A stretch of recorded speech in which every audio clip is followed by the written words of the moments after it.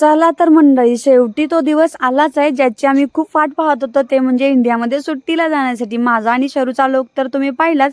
तर आता चला बघूयात ओमानचं एअरपोर्ट कसं आहे. तर एअरपोर्टच्या बाहेरूनच मी तुम्हाला लुक दाखवते.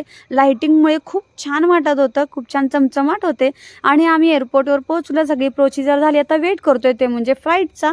आणि आता फ्लाईटमध्ये एंट्री करण्यासाठी शेवटी आम्ही आलेलो आहोत, लाईनमध्ये उभे आहेत. तुम्हाला एक गोष्ट दाखवते, ती म्हणजे एअरपोर्टचं प्लेनचं जे फ्रंट केबिन असतं ते मी पण पहिल्यांदा बघते. म्हणलं चला तुमच्याबरोबर पण शेअर करावं. आता आम्ही एंट्री करतोय ते प्लेनमध्ये आणि आमची सीट आम्ही बघून घेतो आणि पटकन तिथं बसून घेतो. फायनली टेक ऑफ पण करते प्लेन. आणि आता टेक ऑफ केल्यानंतर खूप जास्त भूक लागलेली आहे. म्हटलं आता कधी जेवण येते, आणि जेवण देण्यासाठी एअर होस्टेस आल्यात.